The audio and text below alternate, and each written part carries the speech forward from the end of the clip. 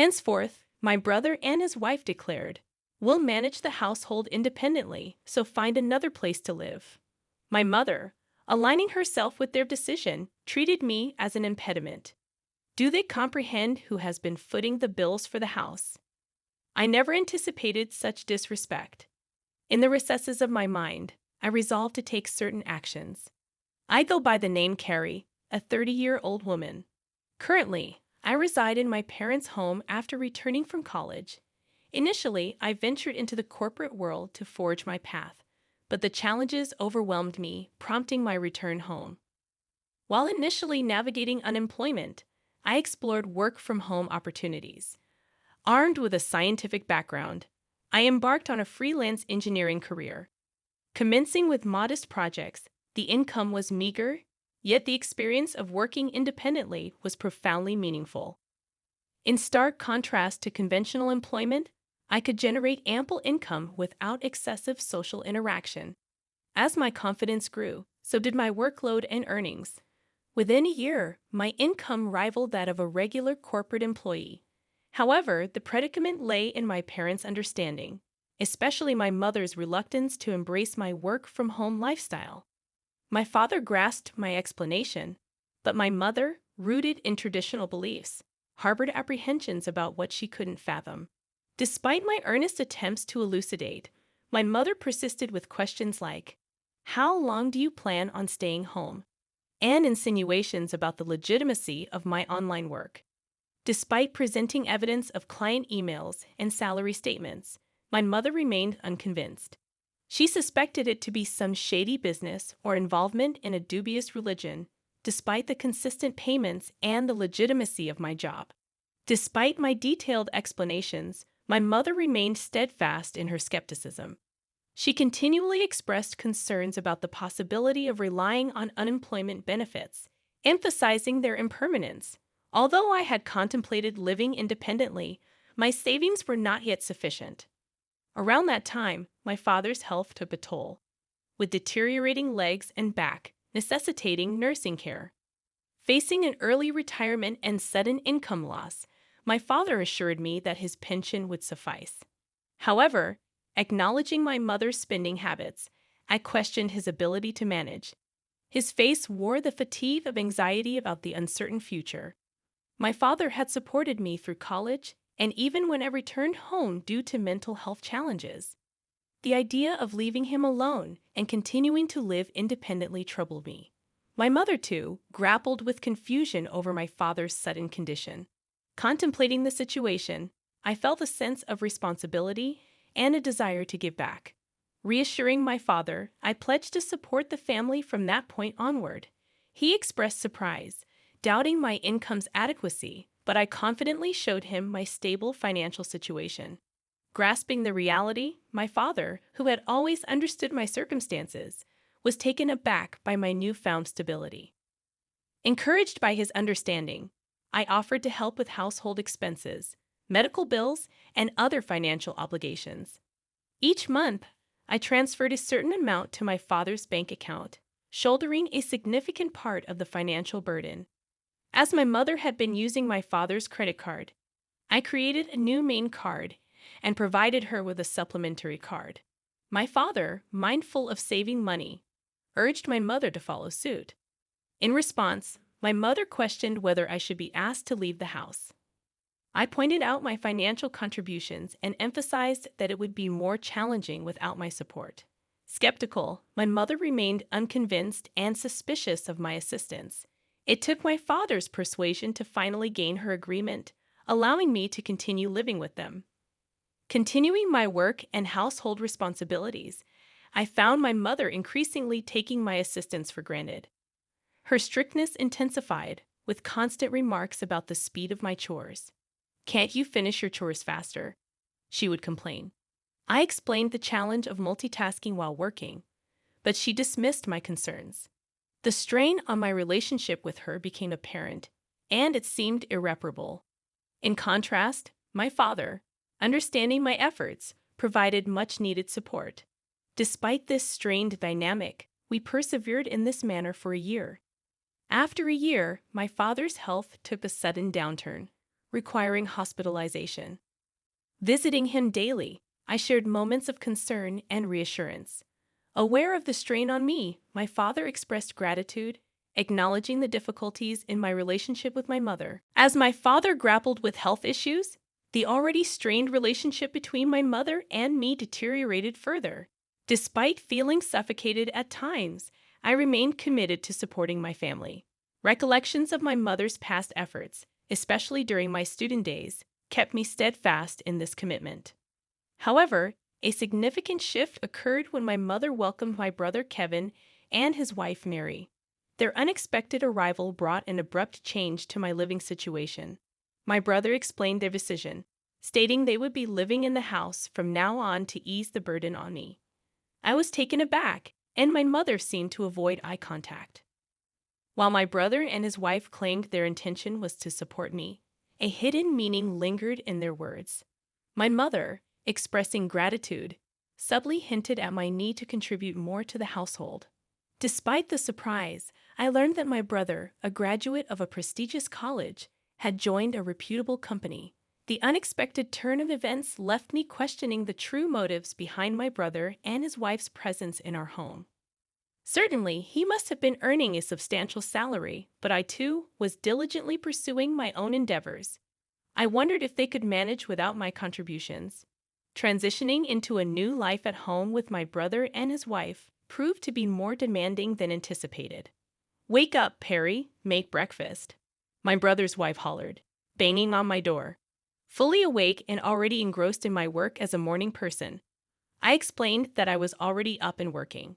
Despite my work commitments, they insisted that I prepare breakfast. "Get on with it and get breakfast ready," she demanded. I reluctantly forced myself to assist, considering our family's usual morning freedom. Typically, we enjoyed meals at our own pace, especially when my mother and brother's wife were present. I presumed it was customary for the wife to prepare breakfast for her husband. However, my sister-in-law insisted on cooperation, and I reluctantly joined them in the kitchen. Despite my efforts, their dissatisfaction was evident. "Is this what you prepared for breakfast?" "This isn't enough," they complained.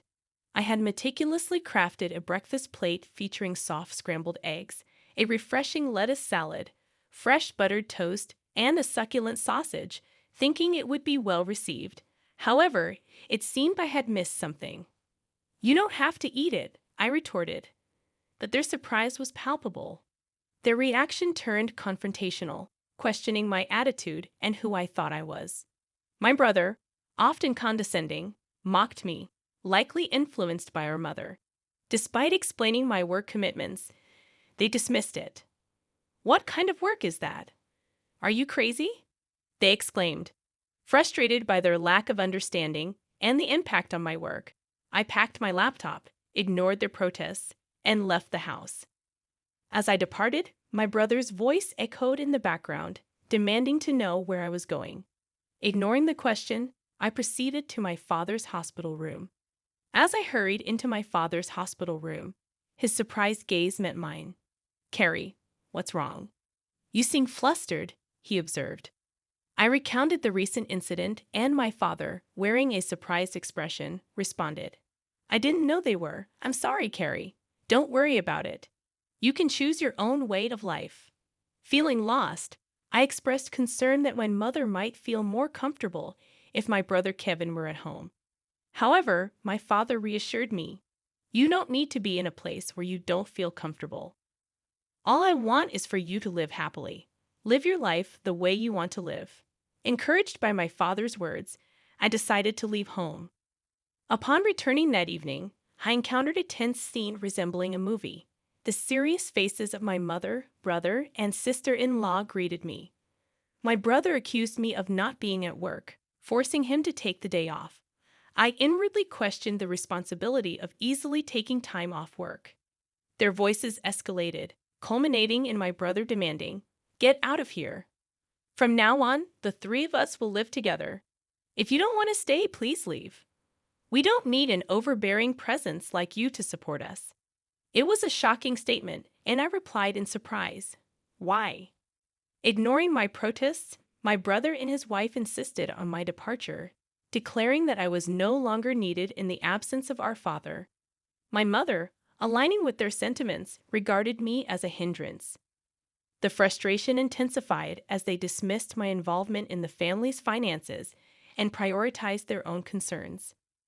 Enraged by their insensitivity, I devised a plan. Initially, I transferred the money linked to the credit card my mother used daily to another account under my management. This subtle move aimed to surprise my mother when she could no longer access her credit card. I initiated a money transfer from my father's account, a crucial pillar supporting the family's financial stability. However, I ensured that only my father's medical expenses could be withdrawn from this separate account, unbeknownst to my mother. Consequently, a significant financial burden now rested on my brother and his wife. Though unaware of the intricate details of my brother's income, I was certain that he would feel the weight more than ever. After completing the necessary formalities, I gathered my belongings and declared my departure, saying, "I'm leaving this place." To my surprise, my mother, brother, and sister-in-law, who had been relentlessly harassing me, looked taken aback. Their astonishment revealed that they hadn't anticipated my decisive action, although, from the expressions on their faces, it seemed they were secretly enjoying the moment. As I announced my departure, they belittled me, expressing their relief. "You're finally leaving. We've never dealt with such a troublesome person. You're not coming back, are you?" In response, I asserted, "Of course not. Don't contact me." They smiled as I left the house, but I couldn't help but wonder what they would think after I had left. Embarking on a new life in a tranquil environment, I found solace and the freedom to enjoy my own time. Refreshed and focused, I immersed myself in my work. However, as expected, a call from my brother disrupted the peace. "I told you not to contact me. What's wrong?" I questioned. His voice conveyed surprise and urgency as he inquired about my involvement in the family's financial transactions. Confirming my role, I reminded him that I had mentioned my work several times, but neither he nor our mother had believed me. Expressing confusion, he admitted, "Well, Mom said a lot of things, and I was a little confused." Acknowledging that it wasn't my fault, he revealed a financial predicament. With my absence, they struggled to manage expenses, and my mother's spending had exacerbated the situation. Though sympathetic, I asserted, "I was able to support you in many ways because I was at home. I'm not there anymore, so you have to handle it, Carrie." I found myself in an unexpected situation when my brother contacted me, urgently requesting assistance in transferring money to his bank account. Perplexed, I asked if he was joking, given that he worked for a sizable company. However, to my surprise, my brother confessed that he had been fired from his job due to a significant mistake. His revelation left me speechless, and I realized that he might have returned to our parents' house assuming there was enough money available. Perhaps he relied on the notion of a stable pension following our father's retirement.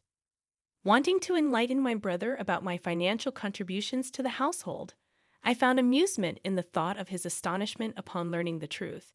His wife and my mother joined the plea for financial aid, claiming they were on the verge of running out of savings.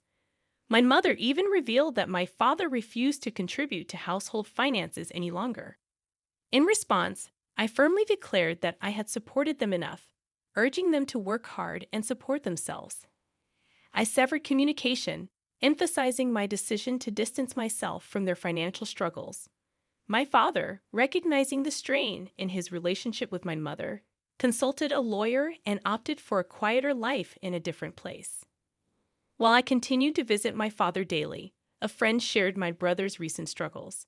He had moved into a modest apartment, leading a frugal life. My mother, once a homemaker, faced challenges in her sudden job, while my brother found it difficult to adapt to the opinions of younger colleagues. Despite his wife's efforts, she succumbed to the pressure and departed, leaving my brother and mother to navigate their challenges together. Concerns lingered for my mother, who maintained her habit of overspending, accumulating debts. However, I recognized my limitations in offering assistance. Focused on my own endeavors, I worked diligently in a comfortable living space, gradually accruing more resources. Contemplating new ventures, I aim to spend quality time with my cheerful father, appreciating every moment with him.